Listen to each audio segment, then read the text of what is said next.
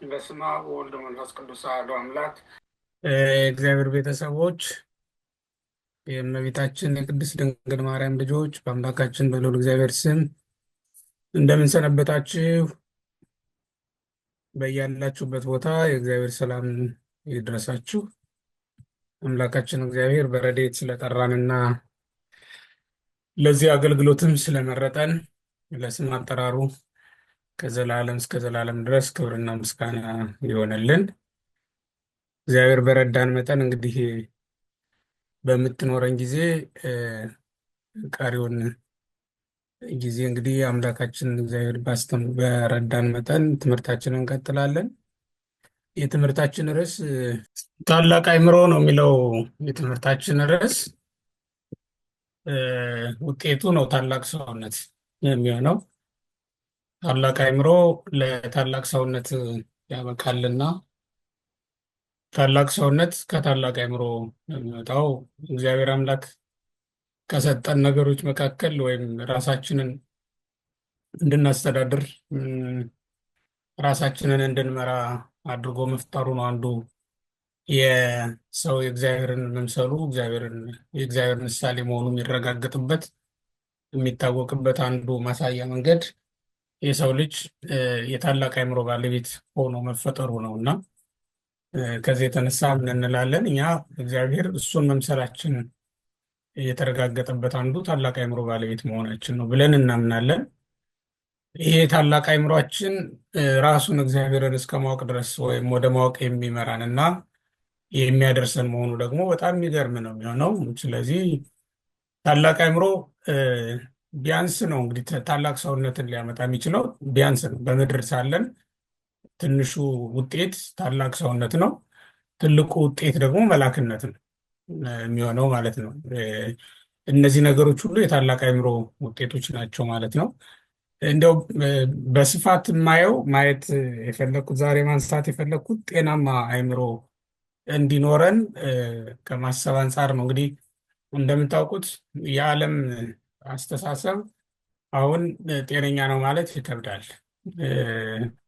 በልዩ ልዩ ምክንያቶች ከሀልዎተ እግዚአብሔርን ከማወቅ ውጭ እየሆነ ነው የመጣው እና እንዲህ በሆነ ቁጥር የዓለም አስተሳሰብ የተበከለ ነው የሚሆነው እና እሱን ከዛ በሽታ ለመዳን ይረዳን ዘንድ በሚል ነው እንግዲህ ታላቅ አእምሮ ብዬ ያነሳሁት። የአእምሯችን ጤንነት ከተጠበቀ ሰውነታችን እንትኑን ሳይለቅ ውሃ ልኩን ሳይለቅ መቀጠል የሚችል መሆኑን ለማሳየት ነው። እንግዲህ መጽሐፍ ቅዱስ ላይ ስላለ አንድ ታሪክ ነግሬያችሁ ነው እንግዲህ በትምህርታችንን የምንጀምረው። የሴቲቱ ታላቅ አእምሮ ያልኩት ይቺ ሴት በመጽሐፍ ቅዱስ ባለ ታላቅ አእምሮ ሆና የተመዘገበች ወይም የታየች ሴት ናት። የሚገርመው ምንድነው ይቺ ሴት በአንደኛ ሳሙኤል ምዕራፍ 25 ቁጥር 3 ላይ የተመዘገበች ሴት ናት። የሴቲቱም አእምሮ ታላቅ መልኳም የተዋበ ነበረ ተብሎ ነው የተጻፈው።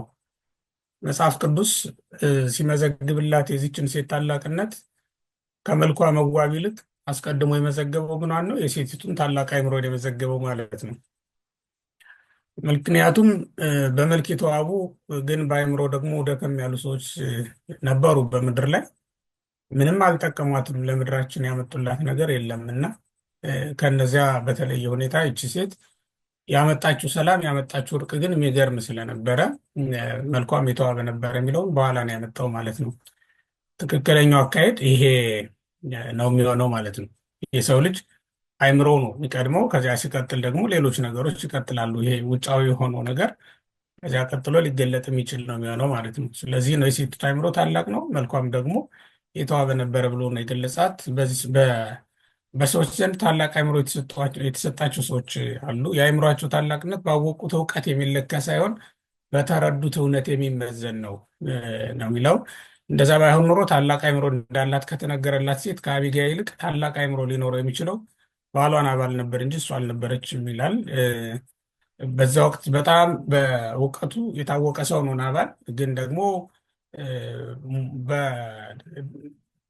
በሰነፍነቱ ደግሞ እንዲሁ የታወቀ። ምክንያቱም ያወቀ እውቀት ለጥበብና ለብልሃት ያልጠቀመው ስለነበረ ነው። አንድ ሊቅ ያለውን እዚህ ላይ አምጥቼላችኋለሁ። እንግዲህ ስለሱ ማለት ነው። እሱን አስመልክቶ ይህንን የመጽሐፍ ቅዱስ ክፍል ከተረጎሙ ሊቃውንት መካከል አንዱ ነው። በዚህ አድራሻ ገብታችሁ ስትመለከቱ ታገኙታላችሁ።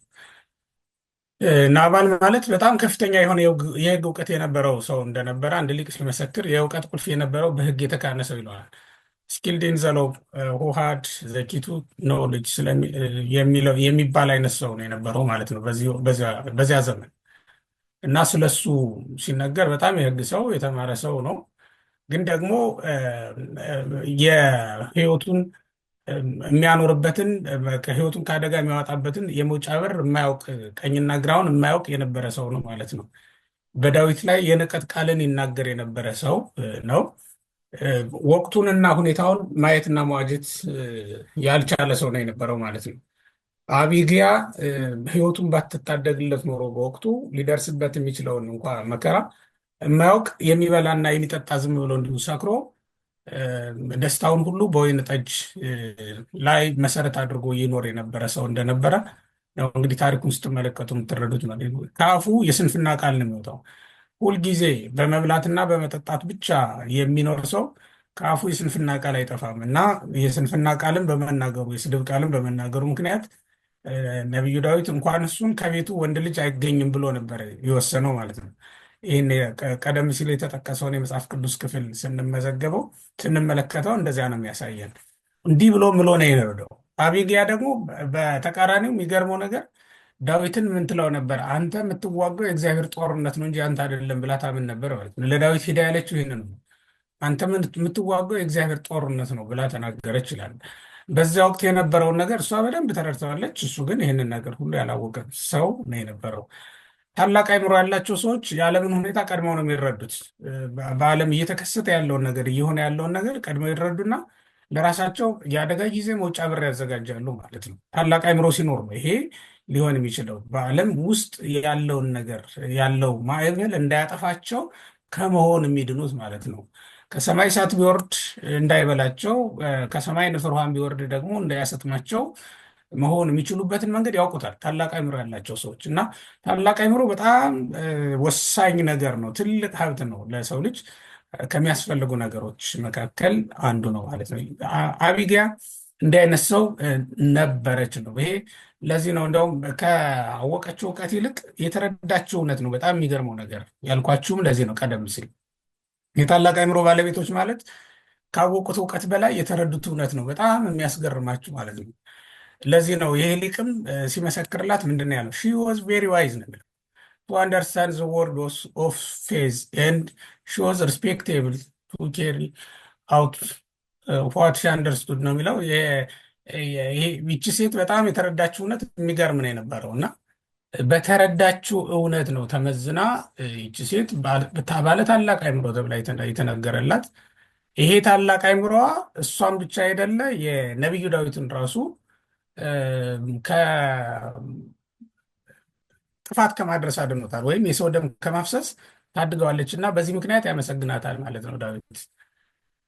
ሰውን ለማይረባ አእምሮ አሳልፎ የሚሰጠው ምንድን ነው ከተባለ እንግዲህ ጥያቄ ብንጠይቅ ሰውን ለማይረባ አእምሮ አሳልፎ የሚሰጠው ለምንድን ነው ከተባለ ለማይረባ አእምሮ ሰዎች ተላልፎ የሚሰጡበት እግዚአብሔርን ማሰብ ባቆሙ ጊዜ ነው።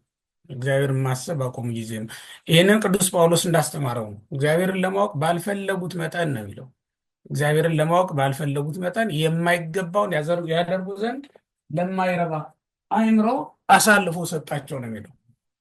ለማይረባ አእምሮ አሳልፎ ሰጣቸው ተብሎ ነው የተጻፈው እና እግዚአብሔርን ለማወቅ ባልፈለጉት ልክና መጠን ተላልፈው የሚሰጡበት ምክንያት ይሄ በሮሜ መልእክቱ ምዕራፍ 1 ቁጥር 28 ላይ ቅዱስ ጳውሎስ ያስተማረው ትምህርት ነው። በትምህርት አበው እነዚህን 4 ነገሮች አንድ ሰው ማወቅ አለበት በቅደም ተከተል ማለት ነው። እነዚህ 4ቱ ሰው በቅደም ተከተል በሕይወት ዘመኑ ሊያደርጋቸው የሚገባ ነገሮች ናቸው። ወደ ታላቅ አእምሮ የሚመሩት ወይም ታላቅ አእምሮ ራሱ የሚወስደው ወደዚህ ነው። እግዚአብሔርን ማሰብ የመጀመሪያው ነው። እግዚአብሔርን ማወቅ ይቀጥላል፣ ሁለተኛው ነው። እግዚአብሔርን መውደድ ሶስተኛው ነው። እግዚአብሔርን ማምለክ የሚባሉ 4 ደረጃዎች አሉ። ሰው በእግዚአብሔር ውስጥ እንዲኖር ማለት ነው። ወይም እግዚአብሔር በሰው ላይ አድሮ እንዲኖር እነዚህ አራት ደረጃዎችን የሰው ልጅ በቅደም ተከተል ማስከተል አለበት። እግዚአብሔርን ማሰብ ያስቀድማል፣ እግዚአብሔርን ማወቅ ይከተላል፣ እግዚአብሔርን መውደድ ደግሞ እንዲሁ ይቀጥላል። ከዚያ መጨረሻ እግዚአብሔርን ማምለክ የሚባል ደረጃ ላይ ይደርሳል ማለት ነው። አሁን የምናመልከውን አምላክ እንዲህ ባለ መንገድ ነው ያመጣ ነው ማለት ነው። በማሰብ በማወቅ በመውደድ እና በማምለክ ካልወደድ ነው ልናመልከው በፍጹም ስለማይቻልም ያልወደዱት ሰዎች እግዚአብሔርን አመልከዋለሁ ቢሉም እንኳን ውሸት ነው የሚሆነው፣ ወይም ደግሞ ተገደው ነው የሚሆነው። በነገራችን ላይ የማይወዱት የማያውቁት አሕዛብ እኮ በግድ እኮ ያመልኩታል። በነገራችን ላይ በግድ ያመልኩታል። ግዴታ ሊያመልኩት ሊሰግዱለት ይችላሉ። እኛ ግን ተገደን አይደለ ወደን ፈቅደን ያመለክ ነው። መጀመሪያ ማስበን አውቀን ከዚያ በኋላ ወደን የተቀበልነው አምላክ ከመሆኑ የተነሳ ነው ማለት ነው። እና መጽሐፍ ቅዱስም የሚነግረን እንደዚያ ነው። ሁለት ትእዛዛት ነው የነገረን አይደል? የመጀመሪያው እግዚአብሔርን መውደድ ነው። የሕግጋት ሁሉ መጀመሪያ መሰረታቸው እግዚአብሔርን መውደድ ነው፣ ፍጻሜያቸው ደግሞ ሰውን መውደድ ነው ማለት ነው። እና መቅድመ ኩሉ አፍቅሮ ለእግዚአብሔር አምላክከ ነው የሚለው። አስቀድመህ አምላክ እግዚአብሔርን ውደደው በፍጹም ልብህ ነው የሚለው። እንደው ምንም ነገር የሌለው በፍጹም በኩሉ ልብህ ወበኩሉ ኃይልከ ነው። በፍጹም ልብህ በፍጹም ነፍስህ አምላክ እግዚአብሔርን ውደድ ተብሎ ነው የተጻፈው። ስለዚህ የሰው ልጅ የመጀመሪያው ሊያደርገው የሚገባው ነገር አምላኩ እግዚአብሔርን ማሰብ፣ ከዚያ ማወቅ፣ ከዚያ መውደድ፣ ከዚያ ደግሞ ማምለክ። እነዚህን አራት ደረጃዎች እንዲከተል አባቶቻችን ያስተምራሉ ማለት ነው። የሰው አእምሮ እነዚህን መንገዶች ከሳተ መታመም ይጀምራል። መታመም የሚጀምረው በዚህ ነው ማለት ነው። እነዚህ ቅደም ተከተሎች ካዛባ ወይም በዚህ መንገድ ካልሄደ መታመም ይጀምራል ማለት ነው። በመጨረሻም እግዚአብሔር የለም ወደ ማለት ነው የሚሸጋገረው። እሱ ደግሞ ሞት ነው። ከዚህ በላይ ሞት የለም። ምክንያቱም ማር ይስሐቅ የተባለ ሊቅ ምንድን ነው የሚለው? ሞታ ለነፍስ ርህቅን እግዚአብሔርን። ነፍስ መቼ ነው የምትሞተው? ስጋ ሲሞት እናየዋለን። ነፍስስ መቼ ነው የምትሞተው ከተባለ ነፍስማ እግዚአብሔርን በካደች ጊዜ ወይም ከእግዚአብሔር በተለየች ጊዜ ያን ጊዜ ትሞታለች ይላል። የስጋ ሞት በነፍስ መለየት ይረጋገጣል። የነፍስ ሞት ደግሞ በእግዚአብሔር መለየት ይረጋገጣል ማለት ነው። ስለዚህ እግዚአብሔር የተለያትን ነፍስ ምን እንላታለን? ሞታለች እንላታለን ማለት ነው። ለዚህም ነው ገሃነም የምትቀመጠው። የሙታን መቀመጫ ገሃነም ስለሆነ እኮ ነው የተኮነኑ ነፍሳት ወይም የተፈረደባት ነፍስ በገሃነም የምትኖረው። የሞቱ ነፍሳት መቀመጫቸው ገሃነም ስለሆነ ነው ማለት ነው። ስለዚህ ይቺ ነፍስ ከእግዚአብሔር ተለይታለች እና ሞተች የምትባለው ያን ጊዜ ይሆናል ማለት ነው። የታመመ አእምሮ ምልክቶቹን እናያቸው። ቅዱስ ጳውሎስ በተናገረው ትምህርት ላይ ተመስርቼ ነው ያዘጋጀሁት። እንግዲህ ሁላችንም አእምሯችን ጤነኛ ነው አይደለም የሚለውን ነገር በዚሁ ልንመዝነው እንችላለን ማለት ነው። በሮሜ 1:18 እስከ 32 ላይ ያለው ትምህርቱ ነው የቅዱስ ጳውሎስ። ከዚህ የሚከተሉትን የታመመ አእምሮ ምልክቶች አድርጎ አስቀምጧቸዋል። እነዚህ ምልክቶች ለማይረባ አእምሮ ሰው ተላልፎ የሚሰጥባቸው ወይም ተላልፎ መሰጠቱን የምናረጋግጥባቸው ምልክቶች ናቸው ማለት ነው። ለማይረባ አእምሮ ይህን ሐዋርያው ነው ይህን ስም ያወጣው። ለማይረባ አእምሮ ተላልፎ ተሰጡ ብሎ የተናገረው ሐዋርያው ቅዱስ ጳውሎስ ነው። እና እነዚህ ለማይረባ አእምሮ ተላልፈው የሚሰጡ ሰዎች መሰጠታቸው የሚታወቀው በእነዚህ ምልክቶች ነው። 9 ናቸው እነዚህ ምልክቶች። ስም ቁጥራቸው ከመልእክቱ ላይ አንደኛው ለሚያስነውር ምኞት የተገዙ ይሆናሉ። ሁለተኛው ደግሞ ሕገ ተፈጥሮን መሻር። ሶስተኛው የተዋረደ ሰውነት ነው። አራተኛው ክፉ ጠባይን የተሞሉ መሆን ነው። 5ኛው ክፋትን የሚፈላለጉ ናቸው። 6ኛው የማያስተውሉ ናቸው። 7ኛው ፍቅር የሌላቸው፣ 8ኛው ውል የሚያፈርሱ፣ ምሕረትን ያጡ ናቸው ማለት ነው። እነዚህ 9 ናቸው። እንግዲህ 9 የበሽታ ምልክቶች እዛ ላይ ሐዋርያው ቅዱስ ጳውሎስ የጠራቸው የዘረዘራቸው እነዚህ ናቸው። በሌላ መንገድ ደግሞ ሌላ የምናመጣቸው ወደ 18 የሚጠጉ ደግሞ ሌላ ደግሞ ከዚህ ጋር ሊያያዙ የሚችሉ ነገሮች አሉ በሌላ ትምህርቱ ላይ ቅዱስ ጳውሎስ የገለጻቸው። እነዚህ ግን በዋናነት የሰው ልጅ ጤናማ አእምሮን ጤናማ ከመሆን ይሄ ከክርስትና አንጻር ሲመዘን ነው። በነገራችን ላይ ጤንነቱ ከክርስትና አንጻር ሲመዘን ነው ማለት ነው። ልክ በዓለም ላይ ወይም በዚህ ምድር ላይ ጤናማ ሰውነት ለመገንባት ጤናማ ሰውነት እንዲኖረን ጥረት እንደምናደርገው ሁሉ ጤናማ አእምሮ እንዲኖረን ደግሞ ጥረት እናደርጋለን። ይሄ እግዚአብሔርን ከማገልገል አንጻር ብቻ ሳይሆን በምድር ላይ ሰው ሆኖ ከመኖርም አንጻር ማለት ነው። ሰው ሆኖ ለመኖርም ከሚያግዙ ነገሮች አንጻር ስንመለከተው ጤናማ አእምሮ ወይም ታላቅ አእምሮ በጣም አስፈላጊ ነገር ነው። የዚያች ሴት ታላቅ አእምሮ ቀደም ሲል ያያቸዋት ሴት የእሷ ታላቅ አእምሮ በምድርም ላይ ነው ያስከበራት። መጀመሪያ ከዳዊት ሰይፍ ቤቷንና እሷን ማዳን ችላለች። ሁለተኛ ደግሞ የዳዊት ሚስት ሆና ከዛ በኋላ የንጉስ ሚስት ሆና የቤተ መንግስት ሰው ሆና ነው መቀጠል የቻለችው ማለት ነው። እና የዚች ሴት ታላቅ አእምሮ መንገዷን ሁሉ ነው ያስተካከለላት። ስለዚህ አሁን እዚህ ላይ ይሄንን መልእክት የምትሰሙ ሁላችሁም በምድርም ሆነ በሰማይ ያለችው መንገዳችን የምትስተካከለው ታላቅ አእምሮ ሲኖረን ነው ማለት ነው። ታላቅ አእምሯችን ደግሞ ተጠብቆ ታላቅነቱን ጠብቆ የሚኖረው እነዚህ ነገሮች በተለይ እነዚህ 9 በሽታዎች ቅዱስ ጳውሎስ የጠቀሳቸውን ከውስጣችን ማስወገድና መከላከል ስንችል ነው ማለት ነው። እነዚህን መከላከል የቻለ ሰው አእምሮውን መጠበቅ የሚችል ነው ማለት ነው። ልክ ለዓይናችን መነጽር እንደምንገዛለት ለጥርሳችንም ለሌሎችም ነገሮች መከላከያ እንደምናደርግላቸው ሁሉ ለአእምሯችንም እነዚህን ነገሮች ልንከላከል ይገባናል ማለት ነው። በታመመ አእምሮ ውስጥ ሆኖ አምልኮተ እግዚአብሔር አይደለም እውነት ለመናገር ሰው ከሰው ጋር እንኳን መገናኘት ይቸግረዋል ማለት ነው። ሰው ከሰው ጋር እንዴት ሊግባባ ይችላል? ምክንያቱም በሌላ ዓለም ነው የምንኖረው በራሱን ይቻል እና ይሄ ሰው እንኳን ከሰው ጋር ለመኖር ለመስማማት በሚያስችል ሁኔታ እያንዳንዳቸውን በተወሰነ መልኩ እናያቸው። የሚያስነውር ምኞት ምንድን ነው? ለሚያስነውር ምኞት ተገዙ ነው የሚለው ቅዱስ ጳውሎስ። ለሚያስነውር ምኞት ተገዙ። ምኞት እንግዲህ በጎ ምኞትም አለ ማለት ነው። ፈተዋ ለሰናይት ይላል፣ በጎ ነገርን ተመኝ ይላል እና ተመኙ ታገኛላችሁም ተብሎ ስለተጻፈ በጎ ምኞትም አለ። አሁን አዳም የተመኘው ምኞት መዳን ነው አደለ? ሄኖክ የተመኘው ምኞት ወደ ገነት እየተመለከተ አካሄዱን ከእግዚአብሔር ጋር አድርጎ ወደ ገነት እንዲወስደው ነው የተመኘው አደለ? ኤልያስ ዮርዳኖስ ባህር ዳርቻ ላይ ቆሞ የተመኘው ምኞት ምንድን ነው? ዮርዳኖስን ተሻግሮ እግዚአብሔር ወዳዘጋጀለት ስፍራ መግባት ነው የተመኘው። እንዲህ እያልን ስንሄድ በጎ ምኞቶች አሉ። ከዚያ በባሰ ግን የሚያስነውርና የሚያስነቅፍ ምኞት ለዚያውም በእግዚአብሔር ፊት ማለት ነው ደግሞ አለ። ይሄን ሐዋርያው ቅዱስ ጳውሎስ ምንድን ነው የሚለው? ስለዚህ እግዚአብሔር ለሚያስነውር ፍትወት ወይም ደግሞ ምኞት አሳልፎ ሰጣቸው ይላል። ሴቶቻቸውም ለባህሪያቸው የሚገባውን ስራ ለባህሪያቸው በማይገባው ለወጡ፣ እንዲሁም ወንዶች ደግሞ ለባህሪያቸው የሚገባውን ሴቶችን መገናኘትን ትተው እርስ በርሳቸው በፍትወታቸው ተቃጠሉ። ወንዶችም በወንዶች ነውር አድርገው በስህተታቸው የሚገባውን ብድራት በራሳቸው ተቀበሉ ብሎ ይህን ክፉ ምኞታቸውን ይገልጸዋል ማለት ነው። በዚህ መጽሐፍ ውስጥ እንደተጠቀሰው 3 መሰረታዊ ችግሮች በዚህ ክፍለ ንባብ ውስጥ ተገልጠው እንመለከታለን። አንደኛው በምኞት መቃጠል ነው። እንግዲህ በዚህ ውስጥ ከተገለጡ 3 ችግሮች መካከል በምኞት መቃጠል የመጀመሪያው። በምኞት መቃጠል ሰዎች ሊያገቡ እየፈለጉ ማግባት ባይፈቅዱ የሚመጣ ህመም ነው። ቅዱስ ጳውሎስ በሌላ ቦታም አስተምሮታል ይህንን። ነገር ግን በምኞት ከመቃጠል መጋባት ይሻላል ብሎ ነበር ያስተማረው። ይሄ ራሳቸው መግዛት ለማይችሉ ሰዎች ነው።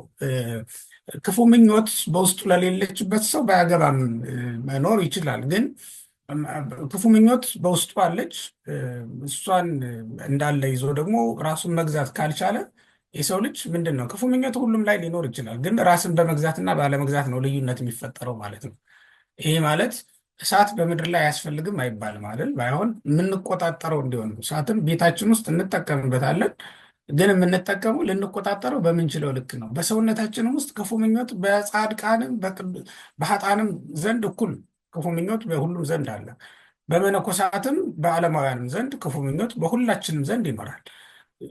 ልዩነታችን የመቆጣጠርና ያለመቆጣጠር ጉዳይ ላይ ነው የሚሆነው ማለት። ስለዚህ በሴቶችም ሆነ በወንዶቹ ዘንድ በክፉ ምኞት መቃጠል ይኖራል።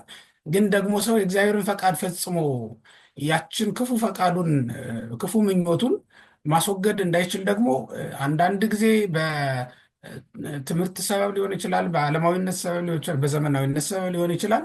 እንዳለ ከነ ክፉ በሽታው ሊኖር የሚችል ሰው ይኖራል ማለት ነው። እንዲህ ያለውን ሰው ልብን የሚያቃጥል ምኞት ካደረበት በ4 መንገድ ህመሙ ወይም ደግሞ በሽታው ምልክት ያሳያል።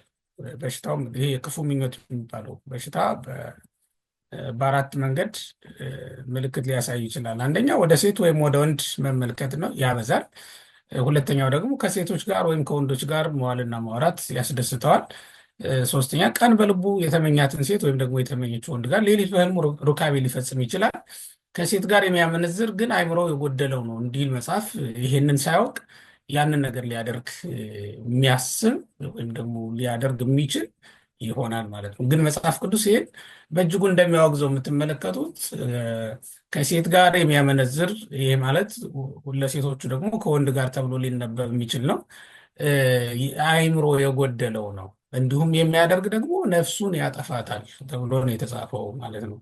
ምክንያቱም እግዚአብሔር ለአዳም ሴትን ሰጥቶታል። ነገር ግን የሰጠው አንዲት ሴት ነው። እግዚአብሔር ለሔዋን ወንድ ሰጥቷታል። እሱም ደግሞ እሷን ያስገኘ አንድ አዳም ነው የምንመለከተው ማለት ነው። እና እንዲህ ባለ መንገድ ካልሆነ በስተቀር ከዚህ የወጣው አእምሮ የጎደለው ሰው ሊያሰኝ የሚችል አካሄድ መሆኑን እንመለከታለን ማለት ነው። እና እንዲህ የተባለው ቃል ይፈጸምበታልና በሽታ ነው ያለውም ከዚህ የተነሳ ነው ማለት ነው። አራተኛው ምልክት ግብረ አበራን ወይም ደግሞ ግለ ወሲብ ለማድረግ ይገፋፋል ማለት ነው። ይሄ በምድር ላይ ያለ ክፉ በሽታ ነው፣ ወይም ደግሞ ለአእምሯችን መታመም አእምሯችንን እኛ እንደማንገዛው እንደማናስተዳድረው ማሳያ ምልክት ሆኖ የተቀመጠ ነው ማለት ነው። ማንም ይሄንን አይወደውም። ሐዋርያው ቅዱስ ጳውሎስ እንደተናገረው የማንወደውን እንድናደርግ እንገደዳለን ማለት ነው። የማንወደውን ያልተመኘነውን ደስ የማያሰኘንን ነገር እናደርጋለን። ይሄ ለሞትና ለጥፋት የሚያደርስ መንገድ መሆኑ ስለምናውቅ ነው። ሕሊናችን ያውቀዋል። ስለዚህም ልናደርገው አንፈልግም፣ ግን ደግሞ ተገደን እናደርገዋለን። ይሄ ማለት ምን ሆነ ማለት ነው? አእምሯችን እኛ ከመግዛት ውጭ ሆነናል ማለት ነው። የማናስተዳድረው ሆኗል ማለት ነው። የበሽታው ምልክት እንግዲህ ይሄ ነው። ከዚህ በላይ የሆነ የበሽታ ምልክት የት ይገኛል? ወደ ሞት የሚያደርሰውን መንገድ ይዞ እየተጓዘ መሆኑን ካልተረዳ በከፍተኛ ድንዛዜ ውስጥ ነው ማለት ነው። ይሄ ደግሞ በጣም አደገኛ ነው። ምክንያቱም ለብዙ ችግሮች አሳልፎ ሊሰጠው ከዚህ በኋላ ሰይጣን ምቹ መንገዶች ተዘርግተውለታል ማለት ነው። አሁን ሰይጣን አይቸገርም። እነዚህን ነገሮች የሰው ልጅ ማድረግ ከጀመረ ከላይ የጠቀስናቸው እነዚህን አራቱ ማድረግ ከጀመረ የሰው ልጅ ያንን ሰው ወደሚፈልገው መንገድ ለመምራት ምንም ችግር የለበትም። ምክንያቱም አሁን እናንተ ውሻ፣ ፈረስ ወይም ውሻ ብንወስድ፣ ፈረስን ለምሳሌ እንወስድ። የሰው ልጅ መጀመሪያ ወደሚፈልገው አቅጣጫ ለመምራት በፈረሱ አፍ ልጓም ማስገባት ይኖርበታል። ወይም ውሻውን በገመድ ወይም በሀብል በሰንሰለት ማሰር ከቻለ አንድ ሰው እሱ ወደሚፈልገው አቅጣጫ መምራት ይችላል ማለት ነው። ውሻው አይደለም የሚያዘው ከዛ በኋላ፣ ምክንያቱም ተይዟል። ስለዚህ ምን ያደርጋል? ይገፋዋል። ወይም መኪና የሚነዳ ሰው መሪውን መቆጣጠር መቻል አለበት አይደለም? ሁሉም ነገሮች ሲስተሞች መጥተው ሹፌሩ የሚቀመጥበት ጋር ተቀምጠውለታል። ስለዚህ ሊያቆም ሲል እንዲያቆመው፣ ሊነዳው ሲል ደግሞ ሲፈልግ ደግሞ እንዲነዳው፣ ሊያዞረው ቢፈልግ እንዲያዞረው ተደርጎ ነው የተሰራው ማለት ነው። መቆጣጠር የሚችል ነው። አንዱ ሌላ ቦታ አንዱ ሌላ ቦታ ቢሆን ኖሮ ለማቆም ሌላ ሰው፣ ለማዞር ሌላ ሰው፣ ለመንዳት ሌላ ሰው ሊያስፈልግ ነበር ማለት ነው። ግን ሁሉም አንድ ቦታ መጥቶ መታዘዝ ይችላል። የሰው ልጅ አይምሮውን በዚህ ልክ ማዘዝ የሚችል መሆን አለበት። ጤናማ ካልሆነ ግን በጣም አስቸጋሪ ነው። በተለይ እዚህ ቦታ ላይ ከደረሰ በኋላ ይሄ እነዚህን አራት ደረጃዎች ካለፈ በኋላ ወደ መደንዘዝ ይመጣል ማለት ነው። ድንዛዜ ውስጥ ይገባል። ይሄ አንድ ሐኪም ቀዶ ጥገና የሚሰራለትን ታካሚ ያለምንም ስሜት ሊቀደው የፈለገውን ቦታ ከፍቶ ለመግባት አስቀድሞ ማደንዘዣ ሽስቶ እንደሚገባ ያለ ነው ማለት ነው። ሰይጣን ሰውን እዚህ ካደረሰው በኋላ የፈለገው ቦታ ላይ ሊቀደው ይችላል። ምናልባት እኮ አንድ ታካሚ የኩላሊት ወይም ደግሞ የጉበት በሽታ ኖሮበት ሊሆን ይችላል ሕክምና የሚገባው ወይም ለቀዶ ጥገና የሚገባው ማለት ነው። ግን ሐኪሙ ከዛ በኋላ ረስቶት ጭንቅላቱንም ቢቀደው አይናገርም ሰውየው፣ ምክንያቱም ደንዝዟል። አንድ ጊዜ ራሱን ስቷል ማለት ነው። እጅ ሰጥቷል። አሁን ሰይጣን እጅ እንዲሰጡ ያደረጋቸው ሰዎች ማደንዘዣውን አስቀድሞ ገና ወደ እነሱ ስላስገባው ከዚህ በኋላ እጅ ሰጥተዋል። ምንም ወደኋላ መመለስ የሚችሉ አይደሉም ማለት ነው። አሁን ሰይጣን ወደፈለገው መምራት ይችላል ማለት ነው። ሃይማኖታቸውን እስኪክዱ ድረስ ሊያደርሳቸው ይችላል። በነገራችን ላይ የሁላችሁ ክርስቲያኖች ሃይማኖትን መካድ አንድ ጊዜ የሚመጣ በሽታ እንዳይመስላችሁ። ቀስ እያለ በሂደት በደረጃ በደረጃ ነው ሰይጣን የሚያመጣው እንጂ በአንድ ጊዜ ሃይማኖትን ካድ፣ ማተብህን በጥስ ብሎ ሰይጣን አያስተምርም። ማንኛውንም ሰው ጥሪ አያደርግም። በዚህ ሁኔታ ሰይጣን ጥሪ የሚያደርገው ለሰው ልጅ ቀስ እያለ በሂደት ነው፣ በደረጃ ነው የሚያመጣቸው። ልክ እናንተ ትምህርት ቤት ስትማሩ ቀጥታ ዩኒቨርሲቲ አልገባችሁም አይደለም። ከታች ከአንደኛ ክፍል ጀምራችሁ እየተማራችሁ መጣችሁ፣ በደረጃ ነው የደረሳችሁ። ዩኒቨርሲቲ የምትማሩትን ኮርስ አንደኛ ክፍል ላይ ቢመጣ ኖሮ አትወስዱትም አይደለም፣ ትተውታላችሁ። ሰይጣንም ልክ እንደዛ ነው። ሃይማኖትን መካድ የሚያክል ትልቅ ኮርስ ለጀማሪ አይሰጥም፣ ለጀማሪ ኃጢአተኛ አይሰጥም። በኃጢአት በደንብ ለሰለጠነ ሰው ነው የሃይማኖት መካድን ደግሞ እንደገና ያመጣለት። አሁን ፍልስፍና ውስጥ ገብተን ይመስላችኋል፣ ወይም እውቀታችን ጨምሮ እንዳይመስላችሁ። እንደው የሃይማኖት ጥርጥር ከመጣባችሁ እውቀት ጨምራችሁ እንዳይመስላችሁ፣ ኃጢአት ጨምራችሁ ነው ማለት ነው። አንድ ሰው በሃይማኖቱ ዥዋዥዌ ውስጥ ከገባ ኃጢአት በጣም ጸንታበታለች እንጂ እውቀት ጨመረ እንዳይመስላችሁ። እውቀትስ እግዚአብሔርን ማወቅ፣ ሰውማ እውቀት ሲጨምር እኮ እግዚአብሔርን ወደ ማወቅ ነው የሚመጣው። እግዚአብሔርን ወደ ማወቅ፣ እግዚአብሔርን ወደ ማየት ነው የሚመጣው ማለት ነው። እውቀት ሲጨምር እንደዚያ ነው የሚሆነው ሰው። እውቀት ሲቀንስና ኃጢአት ሲጨምር ግን ምን ይሆናል? ወደ ጥርጥር ውስጥ መግባት ይጀምራል ማለት ነው። ይሄ ሰይጣን በጣም እየኮተኮተ ላሳደጋቸው ሰዎች የሚያቀርባት ኮርስ ናት። የሃይማኖት ጥርጥር የምትባለው ማለት እና ይህ ሰይጣን ወደ ገዛ ምኞቱ ይነዳው ዘንድ ሰውን አስቀድሞ ሲያመቻች የሚያደርገው ነው። እነዚህ አራቱን ደረጃዎች እያለፈ ሲመጣ እንግዲህ በደንብ እዩትና እኔ እውነት ለመናገር ከእነዚህ ከአራቱ ደረጃዎች ውስጥ የገባ ሰው ካለ ራሱን ከዚህ ለማውጣት ነው ጥረት ማድረግ የሚጠበቅበት ማለት ነው። መውጣት ይቻላል። ይሄ እንኳን በእግዚአብሔር ዘንድ እንኳን እግዚአብሔር የሚረዳት ሰውነት ይዘን እንኳን እግዚአብሔር የሚያስተዳድራት ቤተክርስቲያን ውስጥ እየኖርን ይቅርና እንዲሁ ዝም ብሎ እንኳን ሰው ከሰይጣን ለማምለጥ የሚችልበት በጣም ብዙ ዘዴ ነው ያለው ማለት ነው። ልብን የሚያቃጥለው ክፉ ምኞት በምድር ላይ ኃጢአት ሲበዛ የሚመጣ በሽታ ነው። ፍጻሜው ምድርን የሚያናውጥ ጥፋት ማምጣት ነው። ይሄ በኦሪት ዘፍጥረት ምዕራፍ 6 ቁጥር 5 ላይ እንደምንመለከተው የሰው ምኞት በጣም የሰው ፍትወቱ ምኞቱ በጠቅላላው ክፉ ሆነ ነው የሚለው መጽሐፍ ቅዱስ። በዚህ ምክንያት ምድርን ሁሉ ሊያጠፋ የሚችል ትልቅ ምድርን የሚያናውጥ ጥፋት እንደመጣ ነው እንግዲህ መጽሐፍ የሚነግረን እና እንደው ከዚህ ሁላችንንም አምላካችን እግዚአብሔር ይጠብቃል። ሌላውና ሁለተኛው ደግሞ ሕገ ተፈጥሮን መሻር ነው። ቅድም ከላይ ካየናችሁ ከ9 በሽታዎች መካከል አንዱ ሕገ ተፈጥሮን መሻር ነው ብለናል። ሕገ ተፈጥሮ አሁን ተሽሯል። እውነት ለመናገር ቅዱስ ጳውሎስ እንደተናገረው ሕገ ተፈጥሮ በሁለት መንገድ ይሻራል። ነቢዩ ኢሳይያስን በትንቢቱ ትንቢተ ኢሳይያስ ምዕራፍ 4 ላይ የተናገረውና አሁን ቅዱስ ጳውሎስ እዚህ ላይ የሚናገረው ደግሞ በጣም የሚገርም ነው። ነቢዩ ኢሳይያስ 7 ሴቶች ወደ አንድ ወንድ ሄደው የራሳችንን እህል እንበላለን፣ የራሳችንን ልብስ እንለብሳለን፣ ነገር ግን ባል አላቸው ተብለን እንጠራ ዘንድ ባልሁንልን ብለው ይለምኑታል ይላል። ተመልከቱ፣ 7 ሴቶች አንዱን ወንድ ማለት ነው እንደዛ ብለው ይለምኑታል ብሎ ተናግሯል። ይሄ ሕገ ተፈጥሮን መሳት ነው። ይሄኛው ደግሞ በጣም ሌላ ነው። የቅዱስ ጳውሎስ ደግሞ ማለት ቅድም ያሳየኋቸው የሮሜ ምዕራፍ 1 ላይ ያለው ከቁጥር 18 ጀምሮ ያለው እሱ ደግሞ ሌላ ነው። ይሄ ማለት ምንድን ነው? ሴቶችን ባህሪያቸውን ለወጡ፣ ወንዶችን ባህሪያቸውን ለወጡ። የወንዶች ባህሪ ዘር ማቀበል ነበር፣ ዘር እንቀበላሉ። የሴቶች ባህሪ ደግሞ ዘር መቀበል ነበር፣ ዘር እናቀብላሉ ነው የሚለው። ያ ማለት ሴቶች ባልነት አማራቸው፣ ወንዶቹ ደግሞ ሚስትነት አስፈለጋቸው ማለት ነው። እና እንደዚህ አይነት ሕገ ተፈጥሮን የመሻር ግብግብ ውስጥ ነው ያለው የሰው ልጅ። አሁን ሰው ከማን ጋር ነው የሚታገለው ማለት ነው? ከእግዚአብሔርም ከተፈጥሮም ጋር ነው ማለት ነው። ያልተቀበለው ሕገ እግዚአብሔርንም ሕገ ተፈጥሮንም ያልተቀበለው ማለት ነው። በነገራችን ላይ ሕገ እግዚአብሔርን ያልተቀበለ ሰው ሕገ ተፈጥሮን መሻሩ አይቀርም ማለት ነው። ምክንያቱም ሕገ ተፈጥሮን መሰረት አድርጎ የተመሰረተ ነው ሕገ እግዚአብሔርም። ሕገ ተፈጥሮም ራሱ ሕገ እግዚአብሔር ነው። ይሄ የስነ ፍጥረትን ትምህርት መቀበል ያልቻለ ሰው የመጽሐፍትን ትምህርት ለመቀበል በጣም ይቸገራል ማለት ነው።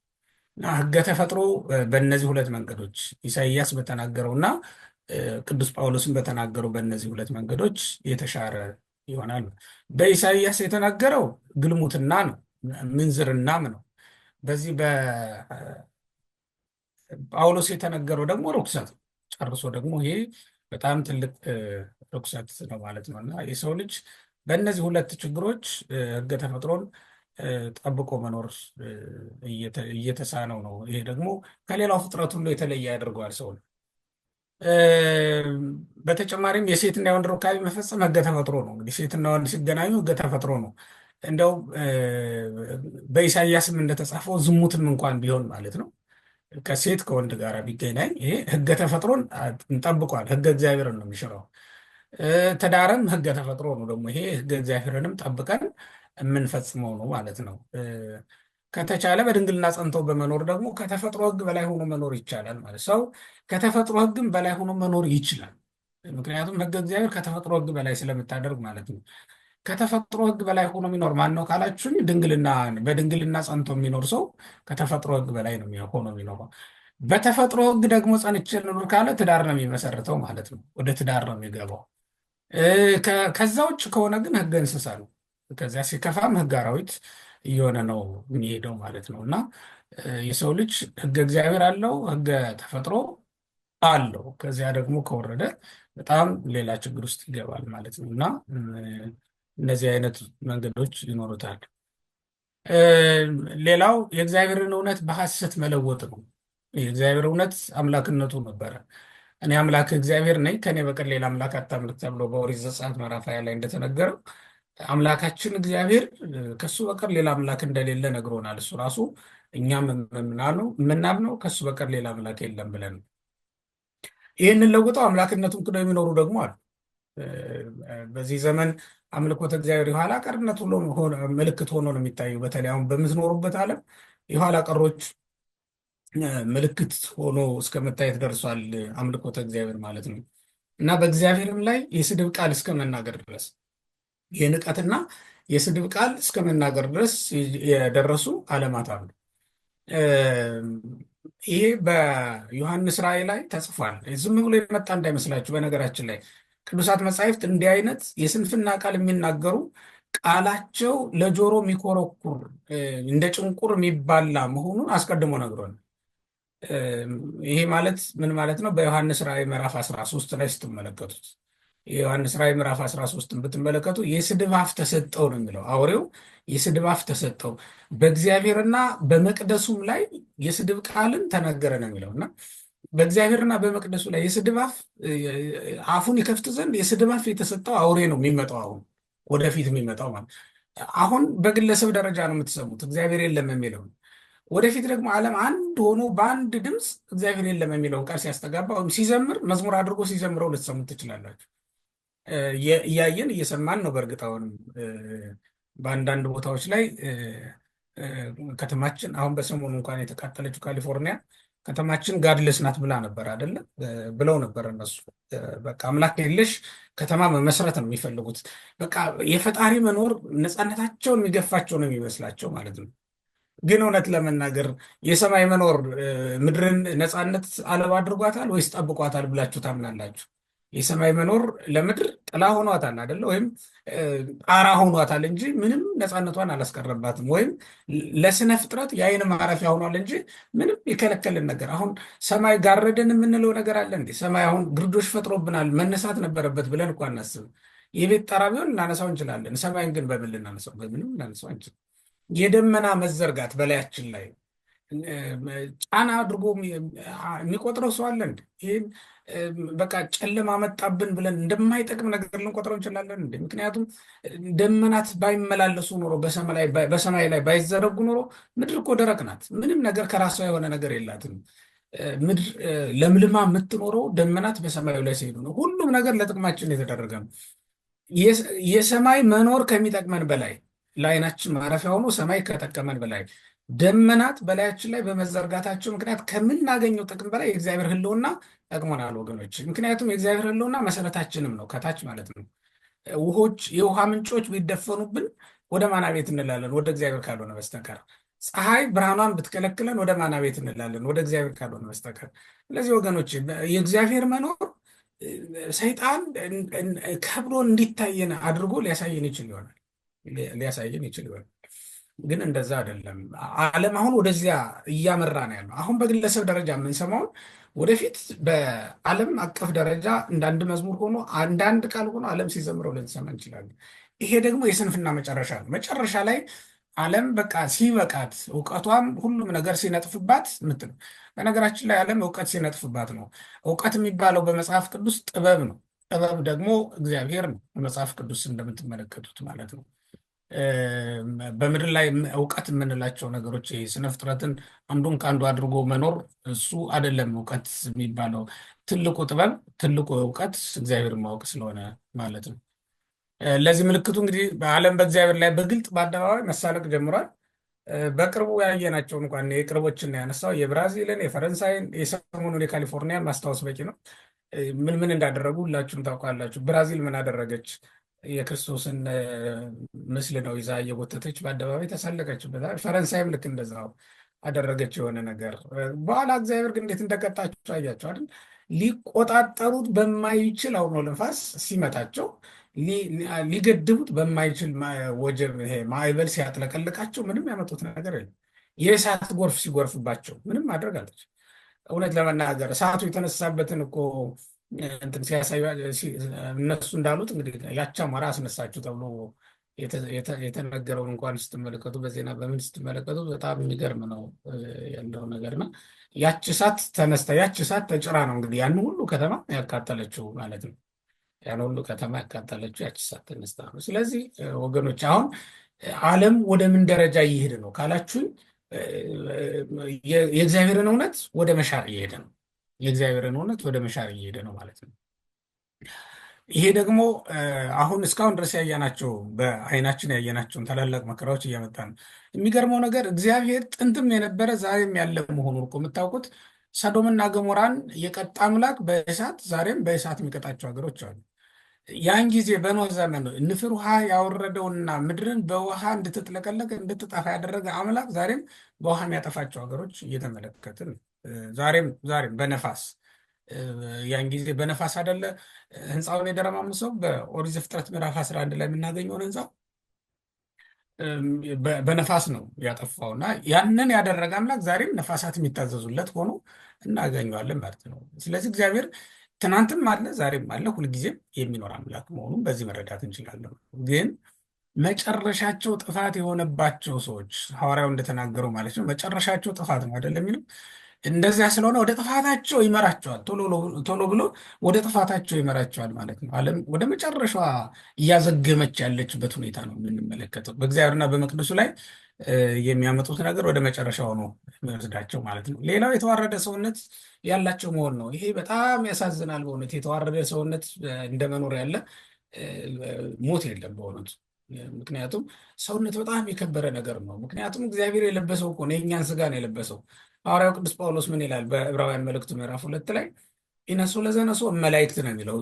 የለበሰውን ስጋ ከመላእክት ያነሳው ገንዘብ ያደረገው የወሰደው አይደለም ይላል።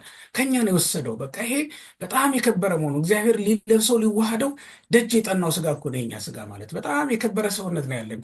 ሰውነታችሁን እንደ ምናምንቴ ነገር ልትቆጥሩት አይገባም። የእናንተ ሰውነት የእኛ ሰውነት እውነት ለመናገር እንደ እንስሳት፣ እንደ ውሻ፣ እንደ ላም፣ እንደ በሬ አይነት ሰውነት አይደለም። በምድር ላይ በፈርሶ በሱሶ የሚቀር አይደለም። እግዚአብሔር በመንግስቱ ሊያኖረው የሰራው ሰውነት ነው። ይህ ሰውነት እግዚአብሔር በውስጡ ገብቶ ሊመለክበት ሊሰጋ አድሮበት ሊኖር የፈጠረው ሰውነት እኮ ነው ይሄ ሰውነት ማለት ነው። የከበረ ዕቃ ማለት ነው። አሁን የወርቅ ዕቃ ቢኖራችሁና ከሌላም ውድ ነገር ውድ ጌጥ የተሰራ ውድ ማቴሪያል የተሰራ ጌጥ ቢኖራችሁ የምታኖሩበት የከበረ ስፍራ ነው አይደል?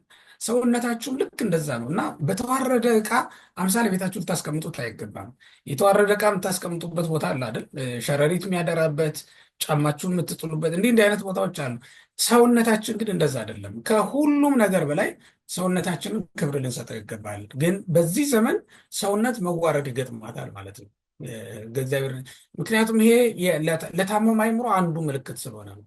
አይምሯችን ስታመም ሰውነታችን ስጋ ብቻ ነው፣ ስጋና ደም ብቻ ሆኖ ነው የሚታየን ማለት ነው እና አብልተን አጠጥተን አወፍረን ቅባት ቀብተን አውዝተን ወይም ወዝ ሰተን ማኖር ብቻ ነው የሚታየን የሚሰማን ማለት ነው። ግን እንደዛ አይደለም። የተዋረደች ሰውነት ካልሆነች በስተቀር የከበረች ሰውነት ከዚህ በላይ ዋጋ አላት። ለምንድን ነው ጴጥሮስ በጥላው ድውይ ይፈውስ የነበረው? በሐዋርያት ሥራ ምዕራፍ 4 ላይ እንደምንመለከተው ጴጥሮስ በጥላው እኮ ነው፣ ጥላውን የጣለባቸው ሁሉ ይድኑ ነበረ። ለምን? እግዚአብሔር በሱ ውስጥ አድሮ ስለነበረ። ያ ጥላውን በጣለባቸው ቦታ ላይ እግዚአብሔርም አብሮ ጥላውን ይጥል ነበር ማለት ነው። እግዚአብሔር ከኛ ጋር አብሮ የሚሰራው እኮ የእኛን ሰውነት መጠቀሚያ ስለሚያደርገው ነው። ስለዚህ ለእግዚአብሔር መሳሪያው ነው ማለት ነው። ለእግዚአብሔር መሳሪያው ነው ማለት ነው።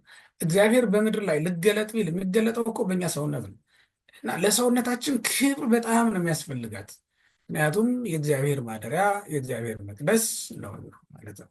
እናንተ የምትተኙበትን አልጋ የምትቀመጡበትን ወንበር ንጹህ እንዲሆን ትፈልጋላችሁ አይደል? እግዚአብሔርም ልክ እንደዛው ሰውነታችን ማደሪያው ነው እና ንጹህ እንዲሆን ይፈልጋል፣ የከበረ እንዲሆን ይፈልጋል ማለት ነው። እንደዛ ባለ ሁኔታ እንድንጠብቀው ነው የሚያስፈልገው። ግን አንዱ የታመመ አእምሮ ምልክት የተዋረደ ሰውነት ያላቸው ሰዎች ይኖራሉ ማለት ነው። ሌላው ክፉ ጠባይን የተሞሉ ይሆናሉ ይላል። በምድር ላይ አሉ የተባሉ ክፋቶችን ሁሉ ነው ሰብስበው የሚይዙት። እንዲያውም ምን እንላቸው እንዲህ አይነቶቹን መዝገበ አመፃ ይሆናሉ ማለት ነው። ቅዱስ ጳውሎስ ለጢሞቴዎስ የነገረው እነዚህ 17 ክፋቶች አሉ። እነሱን ይዘው ይገኛሉ። 17ቱ ክፉ ነገሮች በክፉ ጠባይን በተሞሉ ሰዎች ዘንድ የሚገኙ ናቸው። እነዚህ ማለት ነው ራሳቸውን የሚወዱ፣ ገንዘብ የሚወዱ፣ ትምክህተኞች፣ ትዕቢተኞች፣ ተሳዳቢዎች፣ ለወላጆቻቸው የማይታዘዙ፣ የማያመሰግኑ፣ ቅድስና የሌላቸው፣ ፍቅር የሌላቸው፣ እርቅን የማይሰሙ፣ ሐሜተኞች፣ ራሳቸውን የማይገዙ፣ ጨካኞች፣ መልካም የሆነውን የማይወዱ፣ ከዳተኞች ተብለው የሚጠሩ ናቸው ማለት ነው። እነዚህን ሁሉ ክፋቶች የሰበሰቡና የያዙ ናቸው ማለት ነው። እንደዚህ ባለ ሁኔታ እነዚህን ሁሉ ሰብስበው የሚይዙ ስለሆኑ ምን እንላቸዋለን? እንደው ሰውነታቸውን ሁሉ ለተዋረዱ አሳልፈው የሰጡና ክፋትን ሁሉ ጠቅልለው የያዙ ናቸው ማለት። ከዚህ መካከል እንደው እኛ ዘንድ የሌለ ምን ይኖር የሆነ? እውነት ለመናገር እያንዳንዱ ክርስቲያን ራሱ የሚፈትነውን ከዚህ መካከል አብዛኞቹ በእያንዳንዳችን ዘንድ ሊኖሩ ይችላሉ። ቅድስናችን ወዴት አለ? ፍቅራችን ወዴት አለ? እርቅንስ መስማታችን ወይም መቀበላችን ወዴት አለ? ሐሜተኞች አለመሆናችንስ በምንድን ነው የሚረጋገጠው? ምንም ማንነማው ሰው አለ? ራሳችንስ የምንገዛ መሆናችን እንዴት ነው የሚረጋገጠው? ጨካኞች አለመሆናችን፣ መልካም የሆነውን የምንወድ መሆናችን፣ ከዳተኞች አለመሆናችን በምንድን ነው የሚረጋገጠው? እሱ በተግባር የምናረጋግጥ መሆን ይኖርብናል። እንግዲህ ከዚህ መካከል እናንተ ዘንድ ያሉ የሌሉ የምትሏቸውን ነገሮች እንዲያው ምልክት አድርጉባቸው ቢባል ስንቱን እንደምትተውት አላውቅም። ከእነዚህ መካከል ማለት ችኩሎችም ናቸው። ይሄ በሁላችንም ዘንድ የሚታይ ነው፣ በአብዛኞቻችን ዘንድ የሚታይ ነው እና እግዚአብሔር ሁላችንን የሚሰውረን። ከእግዚአብሔር ይልቅ ተድላን የሚወዱ ይሆናሉ። ይሄ ማንኛውም ሰው በምድር ላይ ተድላ ስጋን ይወዳል። ተድላ ስጋን መውደድ ማለት ተድላ ደስታው ሁሉ በመብልና በመጠጥ ላይ የተወሰነ ይሆናል ማለት ነው። መብል መጠጥ ሲያገኝ የሚደሰተውን ያክል ቃል እግዚአብሔር ሲሰማ ደስ የማይለው ይሆናል ማለት ነው። ወደ መዝናኛ ስፍራ እንሂድ ሲሉት ደስ የሚለውን ያክል ወደ ቤተ እግዚአብሔር እንሂድ ሲሉት ደስ የማይለው ይሆናል ማለት ነው። ይሄ ማለት ከእግዚአብሔር ይልቅ ተድላን የሚወድ ይሆናል ማለት ነው። ቢያስፈልግም አንዳንድ ጊዜ ደግሞ ለሰውነቱ ለስጋው እስከተመቸው ድረስ ሃይማኖታዊ ግዴታውን ወይም ሃይማኖታዊ ጉዳይን ወደኋላ ሚተው እንደ ሁለተኛ አጀንዳ የሚመለከት ሰው አይጠፋ ይሆናል። ሃይማኖት ሲጀመር በምድር ላይ ስትኖሩ የመጀመሪያ አጀንዳችሁ ሃይማኖታችሁ ሊሆን ይገባል። ምክንያቱም እግዚአብሔር ወደ ዓለም ሲልከን ሃይማኖት ስትሆን የላከን ወይም ሰርቶ የላከን እሱ ራሱ ነው። ሃይማኖታችን እኮ ራሱ እግዚአብሔር ነው አይደል? የምናመልከው አምላክ ነው። ይህን አምላክ ሰሪያችን እስከሆነ ድረስ ሰሪያችንን አክብረን እያመለክ ነው ልን ስንሄድም የምናገኘው እሱን በክፍል 2 ህይወታችን የምናገኘው ከእሱ ጋር ነው የምንኖረው። እዚህ ምድር ላይ ያለ ሃይማኖት መኖር ይቻላል እንደ እውነቱ ከሆነ። ምክንያቱም እግዚአብሔር ይህን ዓለም ለኃጢአተኞችም ለጻድቃንም ነው የሰራው እንጂ ለጻድቃን ብቻ የሰራው ዓለም አይደለም። ያኛው ዓለም ግን ለጻድቃን ብቻ የተሰራ ነው። ይሄ ማለት ክፍል 1 ህይወታችንን ነው አሁን የምንኖረው። ክፍል 2 ህይወታችንን እንኖራለን ገና የሚቀጥለው ላይ ማለት ነው። እና በክፍል 2 ህይወታችን የምንኖረው ኑሮ ያለ ሃይማኖት መኖር የሚቻልበት አይደለም። እግዚአብሔርን የማይወዱ እግዚአብሔርን የማያውቁ ሰዎች የማይኖሩበት ሌላ ዓለም አለ ማለት ነው።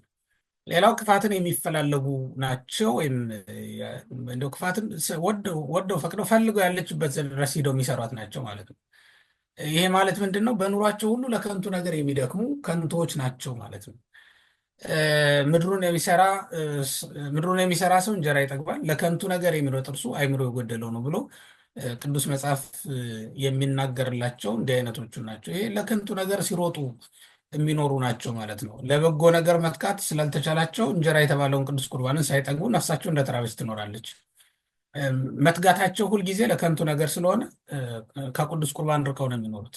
እንጀራ የተባለው እዚህ ላይ ሰው እንጀራን ይጠግባል የተባለው ቁርባንን ማለት ነው እንጂ ምድራዊውን ነገር አይደለም። ይህንንማ ክፉዎችም እኮ ጠግበው ያድራሉ አይደል? ግን ደጋግ ነፍሳት ካልሆነ በስተቀር ሊመገቡት የማይቻላቸውን ይህን ቅዱስ ቁርባንን ሳይመገቡት ይቀራሉ ማለት ነው። ጠቅለል ስናደርገው የማያስተውሉ ፍቅር የሌላቸው ናቸው። እነዚህ ሰዎች ውል የሚያፈርሱ ናቸው፣ ምሕረት የሚያጡ ናቸው ማለት ነው። ምሕረት የሚያጡ ናቸው። እንግዲህ ወዳጁን ከሚንቅ ሰው በቀር አእምሮ የሌለው ሰው የለም። እውነት ለመናገር አእምሮ የጎደለው ሰው ነው ማለት አንድ ሰው ምን ማለት ነው? ወዳጁን የሚንቅ ነው ማለት ነው።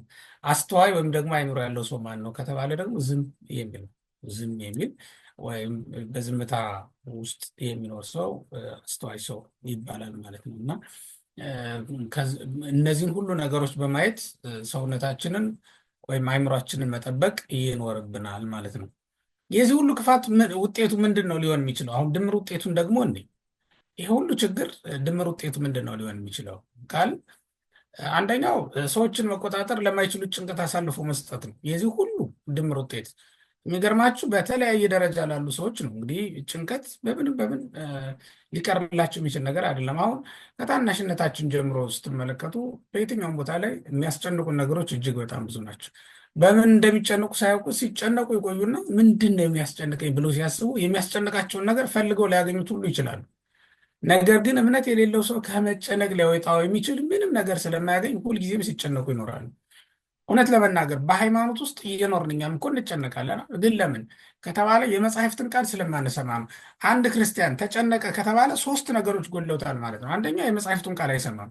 ሁለተኛ በመጽሐፍቱ ቃል አይጽናናባቸውም፣ ዝም ብሎ ይሰማቸዋል እንጂ አይጽናናባቸውም። ሶስተኛ እግዚአብሔር ራሱ ሁሉን ነገር ማድረግ እንደሚችል አያምንም ማለት ነው። አያምንም ማለት ነው።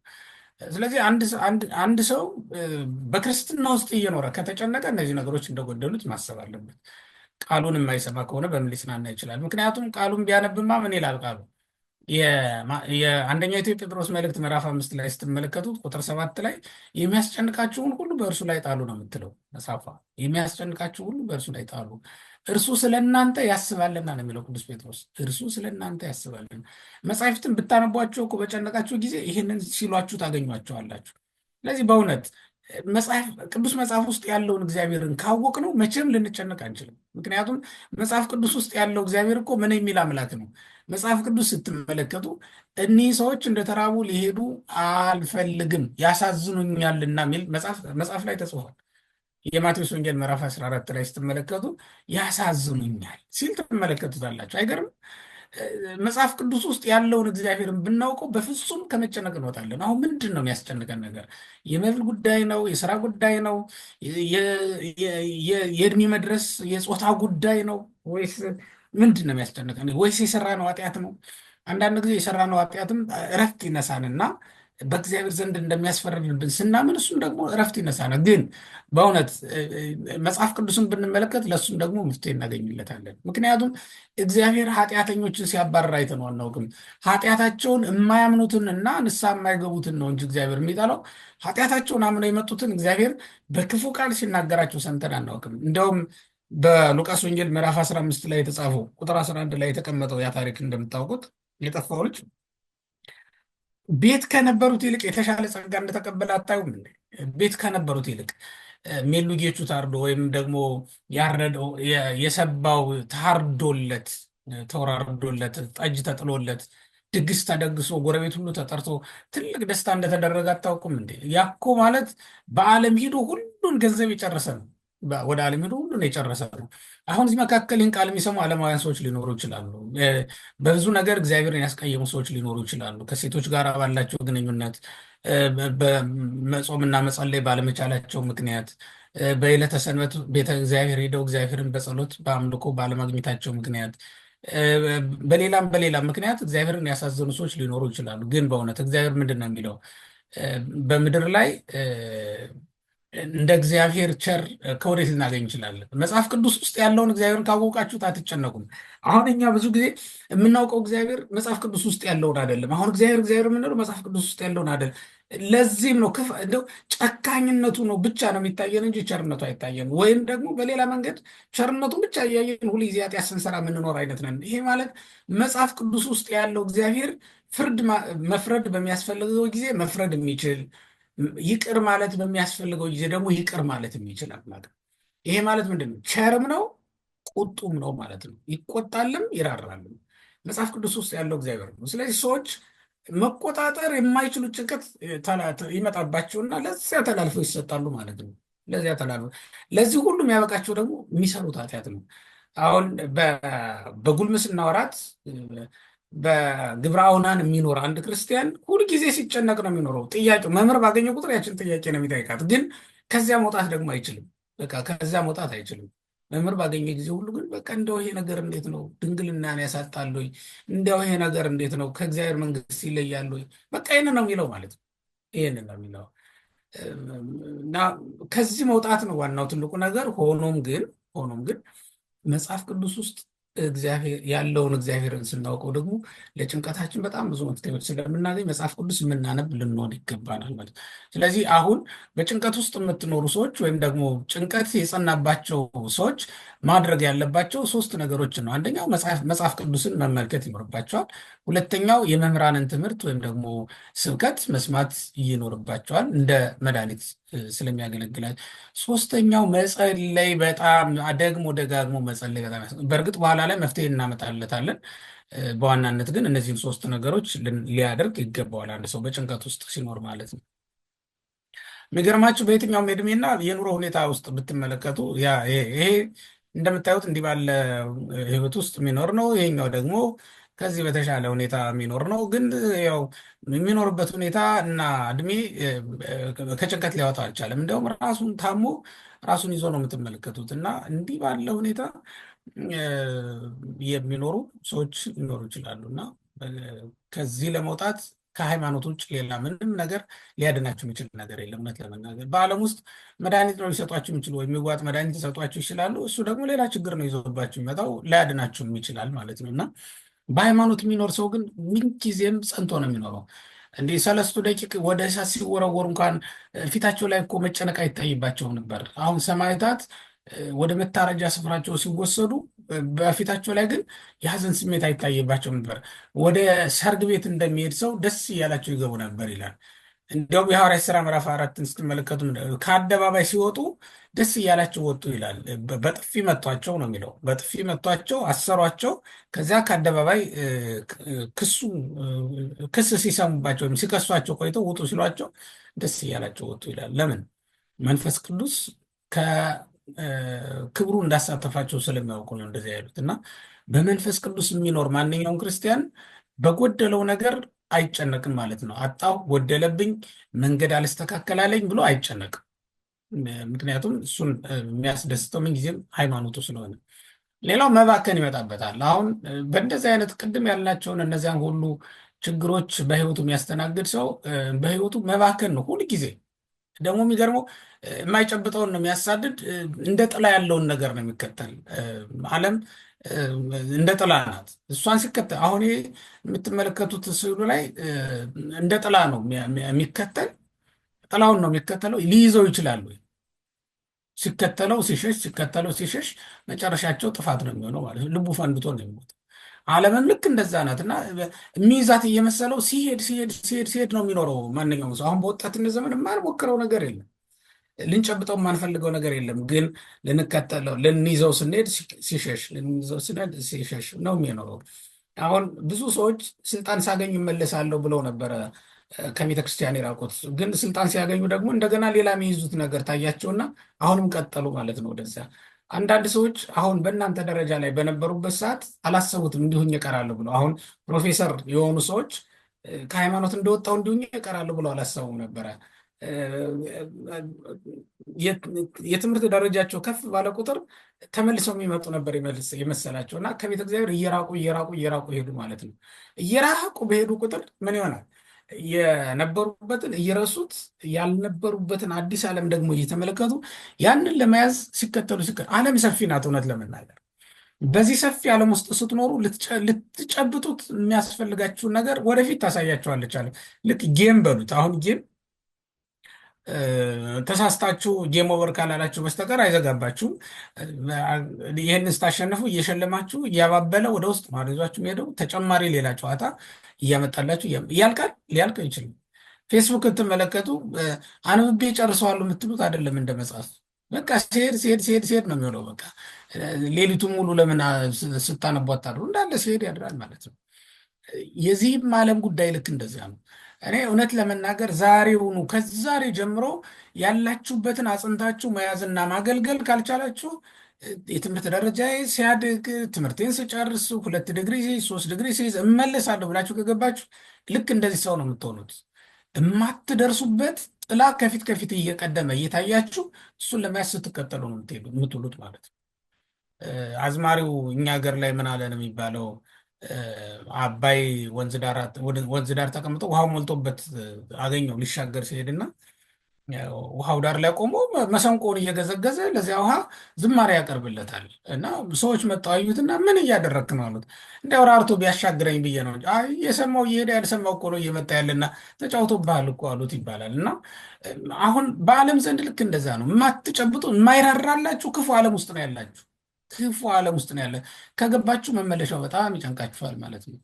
በሰሞኑ እየሰማው ነበር አንድ ዜና ላይ አንድ ወጣት አሳ ለማጥመድ ወደ አትላንቲክ ውቅያኖስ ነው የገባው በዚህ በኖርዝ አሜሪካ አካባቢ እና ወደ አትላንቲክ ወደ ሜክሲኮ አካባቢ እና ኖርዝ አካባቢ ምንድን ነው ገባ በጀልባ ሆኖ በዛው ማዕበል ሞገድ ተነሳ እየገፋ ነፋሱ እያንጓለለ ያችን ጀልባ ይዟት ገባ። ሁለት ሆነው ነበር የገቡት፣ ግን መመለስ አልቻሉም። ምክንያቱም ሞተሩም ጠፋ፣ ነዳጅ አለቀባቸው፣ ኮምፓሳቸውም በቃ እንደማይሆኑ ሆነ። እንደዚህ አይነት ችግሮች ገጠሟቸውና በቃ ላይ መለሱ።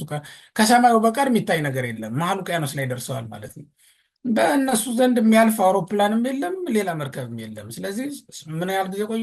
አንድ ዓመት ከምናምን ቆየ። አንደኛው በማይበሉ ተገፋፍቶ ረሃቡ ምኑ ብሎት ሞተ። አንደኛው ብቻ ቀረ ማለት ነው። አንደኛው ምን ያህል ጊዜ ቆየ ማለት ነው? ከአንድ ዓመት በላይ ቆይቶ ነው የተገኘው ማለት ነው።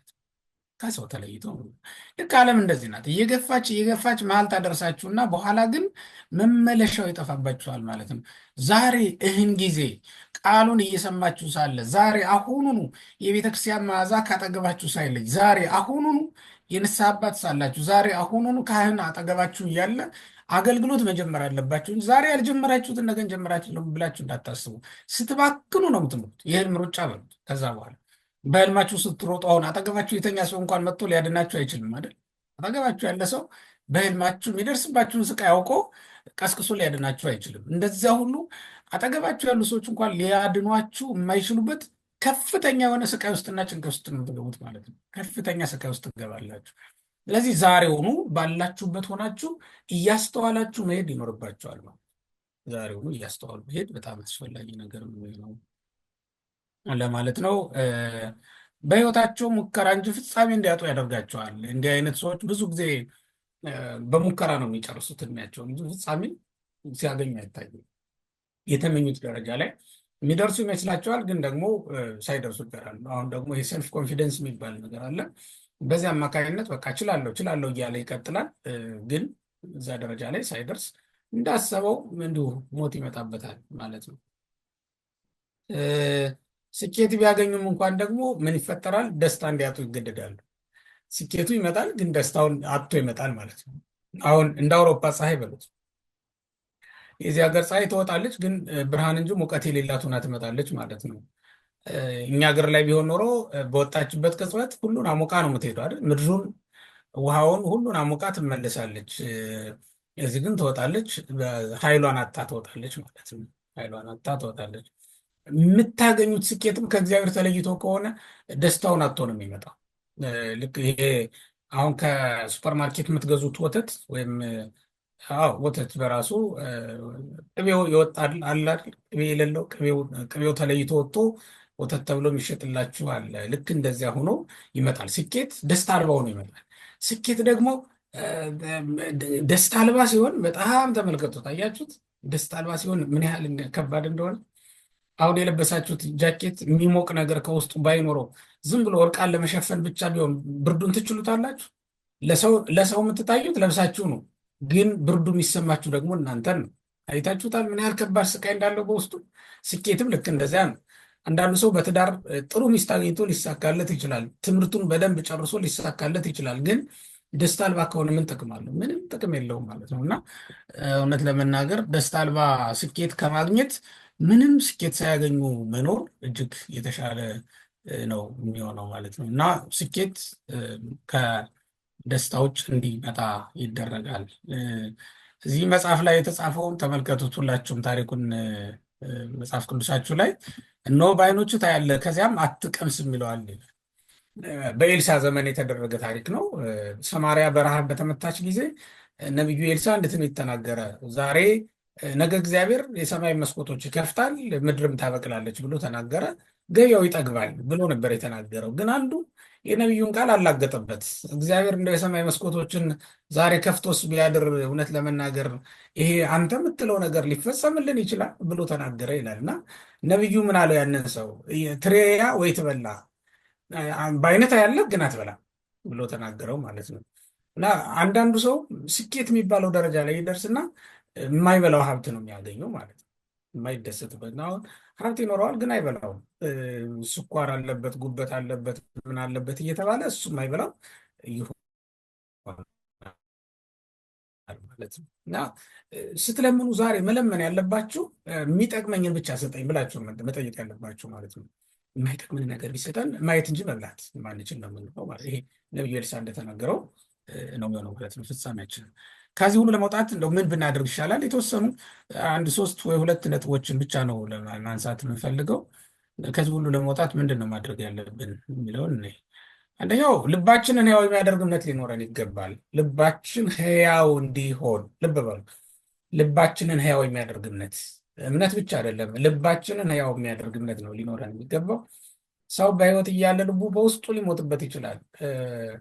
ልቡም በውስጡ ሞተ ነው የሚለው ነቢዩ ሳሙኤል በጻፈው መጽሐፍ አንደኛ ሳሙኤል ምዕራፍ 25 ቁጥር 37 ላይ ልቡ በውስጡ ሞተ ተብሎ የተጻፈበት ሰው አለ።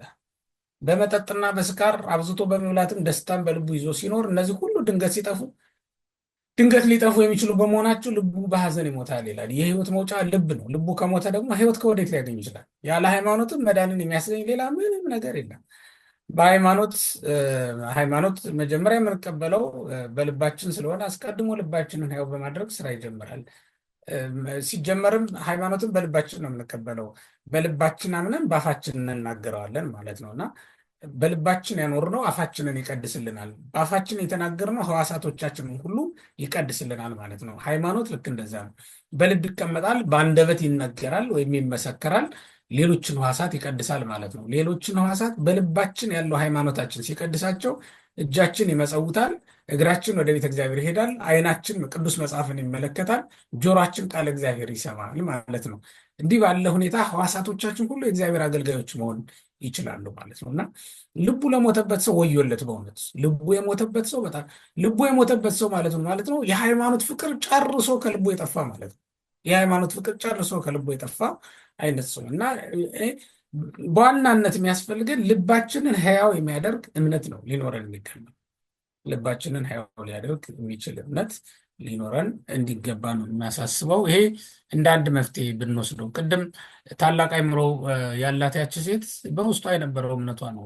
ምክንያቱም እምነቷ እንደሆነ የምታውቁት እኮ የእግዚአብሔርን ጦርነት ትዋጋለህና ነው ያለችው ዳዊት። ስለዚህ በእምነት ነው የዳነችው ማለት ነው። ተመልከቱት፣ በእምነት ነበር የዳነችው ማለት ነው። ሌላው አእምሯችን እንዲጠበቅ ወይም ደግሞ እንዲመለስ ተግተን መጸለይ ይጠበቅብናል። አእምሯችን እንዲጠበቅ ወይም እንዲመለስ ነው። ዘመኑን ከተፈጸመ በኋላ ይላል ስለ ናቡከደነጾር የተጻፈ አንድ መጽሐፍ። ዘመኑን ከተፈጸመ በኋላ እኔ ናቡከደነጾር ዓይኔን ወደ ሰማይ አነሳሁ፣ አእምሮዬም ተመለሰልኝ፣ ልዑሉንም ባረኩ፣ ለዘላለም የሚኖረውንም አመሰገንሁ፣ አከበርኩትም። ግዛቱ የዘላለም ግዛት ነውና መንግስቱም ለልጅ ልጅ ነውና በምድርም የሚኖሩ ሁሉ እንደ ምናምን ይቆጠራሉ። በሰማይም ሰራዊት በምድርም ላይ በሚኖሩ መካከል እንደ ፈቃዱ ያደርጋል፣ እጁንም የሚከለክላት የለም። ወይም ምን ታደርጋለህ የሚለው የለም። በዚያን ጊዜም አእምሮዬ ተመለሰልኝ ይላል ንጉሱ። ለመንግስቴም ክብር ግርማዬና ውበቴ ያን ጊዜ ወደ እኔ ተመለሱ። ተመልከቱት፣ መጀመሪያ አእምሮ ተመለሰለት፣ ከዚያ በኋላ መንግስቱና ክብሩ ተመለሰለት ማለት ነው። ሁሉም ነገር አእምሯችን ሲመለስ የሚመለስ ነው የሚሆነው ማለት ነው። ይህን ለማድረግ መጸለይ ነው። ናቡከደነጾር ጸልዮ ነው የተመለሰለት። እግዚአብሔር ቀጣው። ከቀጣው በኋላ ወደ ልዑል አምላክ ወደ ሰማይ አመለከተ። ያውም በአውሬ ልብ ነው የጸለየው። ልብ በሉት፣ በአራዊት ቦታ ላይ ሆኖ አውሬ ሆኖ ነበር። ከሰውነት ወደ አውሬነት ተለውጦ ስለነበረ ትንቢተ ዳንኤል ምዕራፍ 4ን ሙሉን ተመልከቱት፣ ለምን አውሬ እንዳደረገው እግዚአብሔር እና አውሬ ከሆነ በኋላም የደረሰበትን ችግር እዛ መጽሐፍ ላይ እንረዳለን። ስለዚህ አውሬ ከሆነ በኋላ ይህ ሰው አውሬ ከሆነ በኋላ በዚያ ቦታ ሆኖ ይጸልይ ነበር፣ ወደ ላይ ወደ ሰማይ እያንጋጠጠ። ይህን ጸሎቱን የሰማ አምላክ አእምሮውን ነው የመለሰለት። መጀመሪያ መንግስቱን አይደለም የመለሰለት፣ መጀመሪያ አእምሮውን ነው የመለሰለት። አእምሮ የተመለሰለት ሰው በጣም የተባረከ ሰው። ቅድም እንዳልኳቸው በሃይማኖት ልቡ ሕያው የሆነለት ሁለተኛ ደግሞ አእምሮ የተመለሰለት ሰው ሌላው ሁሉን ነገር እግዚአብሔር መልሶለታል ማለት ነው። ምንም ያጣው ነገር እንደሌለ እንደሌለ። ስለዚህ አእምሯችሁ እንዲባረክ ነው መጸለይ የሚያስፈልገው። ዋናው ትልቁ ነገር እሱ ነው። አእምሯቸው የተባረከ ሰዎች የረሃቡን ዘመን እንዴት እንደሚያመልጡት ያውቁታል። የረሃብ ዘመን እንኳን ቢመጣና ምድር በረሃብ ብትቀጣ ከረሃብ ዘመን እንዴት ማምለጥ እንዳለባቸው ያውቁታል። ምክንያቱም በተባረከ አእምሮ ውስጥ ሁልጊዜ ጥበብ አለ። በተባረከ ሕያው በሆነ ልብ ውስጥ ሁልጊዜ ማምለጫ ብልሃቶች ወይም ዘዴዎች አሉ። ስለዚህ የተባረከ አእምሮ በጣም መልካም ነገር ነው። ሕያው የሆነ ልብም በጣም አስፈላጊ ነገር ነው። ለእናንተ በጣም የሚያስፈልጓችሁ እነዚህ ሁለቱ ናቸው። ሕያው የሆነ ልብ በእምነት እና የተመለሰ አእምሮ ነው የሚያስፈልገን ማለት ነው። በማቴዎስ ወንጌል ምዕራፍ 8 ላይ የምንመለከተው ያ ጋኔን ይዞት ያብድ የነበረው ሰው እኮ ልቡ ተመለሰለት አይደል የሚለው። ልቡ ሲመለስ ምን ሆነ? ልብስ መልበስ ጀመረ ይላል። እና እግዚአብሔር ሲፈውስ መጀመሪያ ልብ ነው የሚመልሰው፣ አእምሮን ነው የሚያረጋጋው ወይም ደግሞ የሚመልሰው። አሁን አእምሯችንን የሚነጣው ይሄ ጭንቀትና የወጠረን ነገር ሁሉ አእምሯችንን የተቆጣጠረውና ራሳችንን እንዳንገዛ ያደረገን የስጋ ስሜት ሁሉ መጥፋት የሚችለው አእምሯችን ሲመለስ። አሁን እኮ አእምሯችን ስለተነሳ ነው፣ ወይም ደግሞ አእምሯችን ጉልበት ስላጣ ነው እየተብረከረክን ለስጋ ፍላጎታችን ይሄ ለጎልማስነት ምኞታችን እንገዛለን። ብዙ ጊዜ ለጎልማስነት ምኞታችን ተላልፈን እንሰጣለን ማለት ነው። ይሄንን ያደረገብን አእምሯችን ጉልበት ወይም አቅም ስላጣ ነው ማለት ነው። እና አእምሯችን እንዲመለስ ያስፈልጋል። ናቡከደነጾር ከአራዊት መንደር የወጣው ከአራዊት መካከል ነበር ማደሪያው የነበረው። ከአራዊት መካከል ያድር የነበረው ንጉሥ ወጥቶ ወደ ቤተ መንግስት የተመለሰው አእምሮ ሲመለስለት ስለሆነ ማለት ነው። አሁን የምታያቸው ሰዎች ሃይማኖት የሌላቸው ጫት ቅመው ይህን ምናምን ሆን አጢሰው የሚኖሩ ሰዎች አእምሯቸው ሲመለስላቸው እኮ ምንድን ነበር ሳደርግ የነበርኩት ብለው ይመለሳሉ ማለት ነው። አሁን ሲያገለግሉት የነበረውን ሰይጣንን ሲክዱት ወይም ደግሞ በኃጢአት ያሳለፉትን ዘመን ሲረግሙት ትመለከታላችሁ ማለት ነው። በኃጢአት ያሳለፉትን ዘመን ሲረግሙት ትመለከታላችሁ። ግን አእምሮ ሲመለስ ነው። አእምሮ ያልተመለሰለትን ሰው በሃይማኖት ማንም አስተምሮ ሊመልሰው አይችልም። ከመምህር መምህር ብትመራርጡለት ሁሉም አይጥመው። ስለዚህ አእምሮው እንዲመለስ ነው አንድ ሰው መጀመሪያ መጸለይ ያለበት። ይሄ ደግሞ በጸሎት ሊመለስ የሚችል ነገር ነው የሚሆነው። ሌላው እንግዲህ የዓለም ፍጻሜ ዘመን ላይ ያለን መሆናችን በጥንቃቄ መመርመር ነው። እነዚህ እንደ ምሳሌ ዝም ብዬ ያስቀመጥኳቸው ናቸው። በመጽሐፍ ቅዱስ ወደ 8 የሚጠጉ እንትኖች አሉ፣ ምሳሌዎች አሉ ለዓለም ፍጻሜ ምልክት ሆኖ የተቀመጡ ማለት ነው። የማቴዎስ ወንጌል ምዕራፍ 24 ላይ የምንመለከታቸው ማለት ነው። አንደኛው የስነ ፍጥረት መቃወስ ነው። እሱ ስነ ፍጥረት አንዳንዱ ስፍራውን ይለቃል እና ይሄ አሁን የዓለም ሀገራት የአየር ንብረት ለውጥ የምናምን እያሉ አጀንዳ የሚያደርጓቸው ነገሮች በመጨረሻው ዘመን ይመጡ ዘንድ ያላቸው የዓለም ፍጻሜ ምልክት ሆኖ የተነገሩ ነገሮች ናቸው። እነዚህ እነሱ ስለማያውቁ ይህንን ስለማያምኑ ነው ይህንን የሚሉት አጀንዳ የሚያደርጓቸው እንጂ ይሄ በእግዚአብሔር ዘንድ አስቀድሞ የተሰላ የታወቀ ነገር ነው ማለት እና ምልክት ነው። ለክርስቲያኖች ነው። በነገራችን ላይ ይሄ ሁሉ ምልክት ለክርስቲያኖች ነው የሚታወቀው እንጂ ለዓለም አይታወቃትም። ይሄ ሁሉ ምልክት የአየር ንብረት መዛባት ያመጣው ነው ብላ ታምናለች።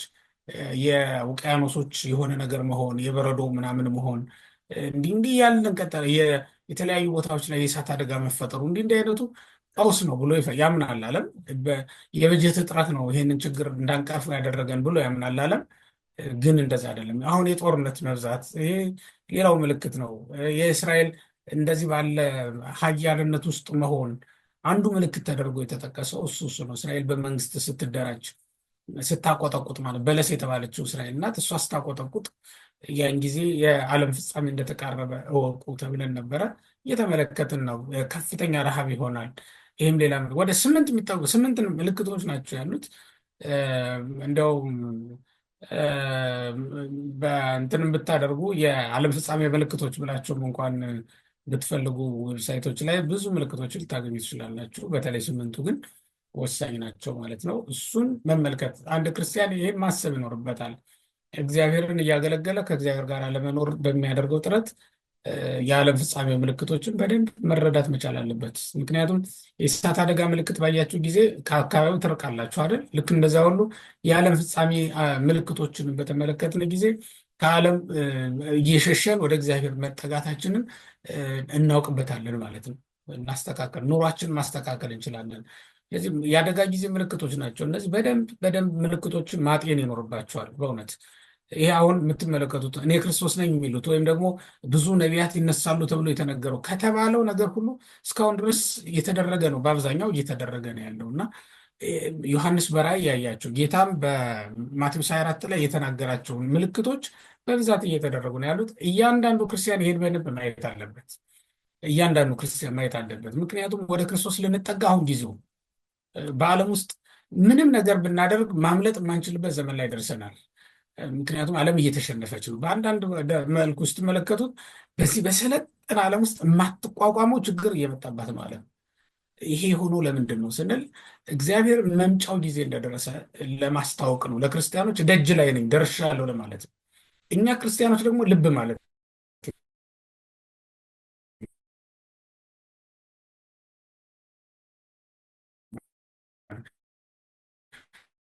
እንደ አሕዛብ አይደለም የምንመለከታት በዓለም ውስጥ ያቀጠለው። እኛ ደግሞ መጽሐፍ ቅዱስ የሚነግረን መረጃ ደግሞ አለ በተጨማሪ ማለት ነው። እሱን በደንብ መከተል ይኖርብናል። በመጨረሻም ሁልጊዜ እንደ ክርስቲያን ማሰብ፣ እንደ ክርስቲያን ማድረግ እና እንደ ክርስቲያን መኖር ይጠበቅብናል ማለት ነው። እናንተ በምትማሩባቸው ዩኒቨርሲቲዎች፣ በምትሰሩባቸው ቦታዎች፣ በምትዝናኑባቸው ቦታዎች እንደ ክርስቲያን ነው መዝናናትም መኖርም መማርም የሚጠበቅባቸው እንጂ ከዛ ውጭ መኖር የለባቸው። ነቢዩ ዳንኤል በባቢሎን በነበረ ጊዜ እንደ ባቢሎን ሰዎች የቤተ መንግስት ስራ ይሰራል። ሹም ነበረ፣ የንጉስ ባለስልጣን ስለነበረ እንደ ባቢሎን ሰው ሆኖ ተሹሞ ያስተዳድራል ሀገር። ዮሴፍም በግብፅ ምድር በነበረ ጊዜ እንደ ግብፃውያን አብሮ ይኖራል፣ ግብፃውያንን ያስተዳድራል። ግን ደግሞ ዕብራዊ እንደመሆኑ መጠን እግዚአብሔርን ያመልካል ወይም ስለ እግዚአብሔር ይናገራል። ስለ እግዚአብሔር ሳይናገር አልገባም። ቤተ መንግስት እንኳን ሲገባ መጀመሪያ የተናገረው ስለ እግዚአብሔር ነው። አፉን ሲከፍት ገና መጀመሪያ ምንድን ነው ህልምን የሚተረጉም እግዚአብሔር የገለጠለት ነው ብሎ ስመ እግዚአብሔር ጠርቶ ነው የገባው። እና የትም ቦታ ስትገቡ ስመ እግዚአብሔር ሳትጠሩ፣ የትም ቦታ ስትኖሩ የክርስትናችሁ ምልክት ሳይኖራችሁ በፍጹም እንዳታደርጉት፣ በፍጹም እንዳታደርጉ። ስታገቡም እንደ ክርስቲያን አግቡ። በእውነት አሁንም ስትኖሩ ድንግልናችሁን ጠብቃችሁ እንደ ክርስቲያን ነው መኖር ያለባችሁ። እንደ ክርስቲያን ገብቷችኋል? ምክንያቱም እናንተ ክርስቲያኖች ናችሁ። ከዓለም የምትለዩበት ነገር ስትጾሙም ልክ እንደ ክርስቲያን በአግባቡ ነው መጾም። ስትኖሩ በጠቅላላው የምታስቧቸው ነገሮች ኦርቶዶክሳዊ ማይንድ ነው ሊኖራቸው የሚገባው ማለት ነው። ኦርቶዶክሳዊ አስተሳሰብ ነው ማዳበር ያለባቸው እንጂ በውጭ ሀገር እንደሚኖር ማንኛውም ሰው አይደለም ማዳበር ያለባቸው። ዲያስፖራ ወይም የውጭ ሀገር ሰው አሁን እዚህ ነው የተወለዳችሁት አብዛኞቻችሁ ሊሆን ይችላል። ግን እዚህ ሀገር ተወልጄ ያን እያመካኘን እንደዚህ ሀገር ሰው ለማሰብ አንሞክርም። ራሳችንን እንደዚህ አናልፈሰፍስም። እንደ አንድ ክርስቲያን ነው ማሰብ ያለብን። ክርስቲያናዊ አስተሳሰብን ነው በደንብ ማዳበር የሚጠበቅብን ማለት ነው። የክርስቲያን ሀገር የለውም። ኢትዮጵያን ብትኖሩ እዚህም ብትኖሩ ክርስትና ተመሳሳይ ነው። አገር ነው ለውጥ፣ የአየር ንብረት ለውጥ ነው ያለው እንጂ የክርስትና የአየር ንብረት ለውጥ የሚለዋውጠው አይደለም። ምድር በቀየርን ቁጥር የምንለዋውጠው አይደለም። ክርስትና የትም ሀገር ብንኖር የምንኖረው እስራኤላዊነት ባቢሎንም ውስጥ ኢየሩሳሌምም ውስጥ ተመሳሳይ ነው። ለዚህ ነው ዳንኤል ኢየሩሳሌም ያደርገው የነበረው እስራኤላዊ ድርጊት በጠቅላላ ሲያደርግ ነው የተገኘው እዚያ ባቢሎንም ከገባ በኋላ ማለት ነው። ስለዚህ ባቢሎንና ኢየሩሳሌም ምን ለያቸው? ለእግዚአብሔር አንድ እኮ ናቸው ምድርነታቸው በቃ። ስለዚህ ኢየሩሳሌም ሲያደርግ የነበረውን እዚያም ያደርጋል ማለት ነው። ኖርዌይና ኢትዮጵያ ምን ለያቸው ለክርስትና? ክርስትና እኮ የኖርዌይም የኢትዮጵያም የሱዳንም የግብፅም የሁሉም ሀገር ሃይማኖት ነው። ክርስትና የሁሉም ሀገር ሃይማኖት ነው እና እስልምናውን እንኳን ስንመለከተው እኮ መካ መዲና ወይም ደግሞ ሳውዲ አረቢያ የሚደረገው ነገር በጠቅላላ ስዊድንም ባሉ እስላሞች ዘንድ ይደረጋል አይደል? ስለዚህ እኛ ዘንድ ሲመጣ ምንም የሚለየው ነገር የለም። በእውነቱ ከቤት ቤት እኮ ክርስትና የሚቀያየር ነገር አይደለም። ከጎዳና ጎዳናውን ተሻግሮ ወይም ቀበሌ ቀይሮ ሌላ የሚቀየር ነገር የለውም ክርስትና። ምክንያቱም እግዚአብሔር የሀገር መሪ አይደለም። እግዚአብሔር የማይገዛው አገር ዓለም የለም። ስለዚህ እግዚአብሔር በሚገዛው ዓለም ውስጥ ነው የምንኖረው። እግዚአብሔርን እየተገዛን እያመለክ ነው መኖር ይጠበቅብናል ሁልጊዜ ማለት ነው። ሁልጊዜ እንደ ክርስቲያን ማሰብ፣ እንደ ክርስቲያን ማድረግ፣ እንደ ክርስቲያን መኖር መርሃችን ሊሆን ይገባል ማለት ነው። እንደ ክርስቲያን ማሰብ ኦርቶዶክሳዊ ማይንድ ኖሮን እንደዛ እያሰብን ነው መኖር ያለብን። በቃ አይምሯችን ምን ጊዜም ኦርቶዶክሳዊ ቅኝት ነው ሊኖረው የሚገባ። ይሄ ከለር አለ አይደል? የምትወዱት ከለር ወይም የምትለብሱት ብዙ ጊዜ የምታዘወትሩት እንደዛ አይነት በቃ አይምሯችሁን በዛ ነው መሸፈን ማልበስ ያለባችሁ። እሱ የምትወዱትን አይነት ከለር በቃ ሸፍኑት እና በዚያ ውስጥ አድርጋችሁ ነው ማኖር ያለባችሁ አይምሯችሁን ማለት ነው። አሁን ኢትዮጵያን ብትኖሩ ኖርዌይን ብትኖሩ ጫማ ሳትለብሱ እንደማትጓዙት ሁሉ ባዶ እግራችሁ የትም ብትኖሩ ደግሞ ክርስቲያን ሆናችሁ አይምሯችሁ ክርስቲያን ነው ሁልጊዜ መሆን ያለበት። አይምሯችሁ ሁልጊዜ ክርስቲያን መሆናችሁን የሚያምን መሆን አለበት። የሚያምን እዚህ ሀገር በመሆናችሁ ትንሽ ትምህርት ተምራችሁ ይበቃል ማለት አይደለም። ኢትዮጵያ ብትኖሩ የምትማሩትን እዚህ መሆናችሁ ብትማሩት ትችላላችሁ፣ ይገባልም ደግሞ እንደዚያ ማድረግ ይጠበቅብናል ማለት ነው። እንግዲህ ለዛሬ እዚህ ላይ ይበቃናል። ትንሽ ጊዜ አሳልፌን የገባሁት ይቅርታም አልጠየቅኩም ቸኩዬ ስለነበረ ስገባና ማህበሩን በጠቅላላ ይቅርታ መጠየቅ እፈልጋለሁ። ያዳመጣችሁኝ ወንድሞቼ፣ እህቶቼ፣ እግዚአብሔር ቤተሰቦች በጠቅላላው አምላካችን እግዚአብሔር እስከዚህ ሰዓት ድረስ ስለረዳንና ስላስተማረን ስሙ የተመሰገነ ይሁን። ከዚህ በኋላ መድረኩን ለመድረክ መሪው መልሳለሁ። አመሰግናለሁ። እግዚአብሔር ይስጥልኝ።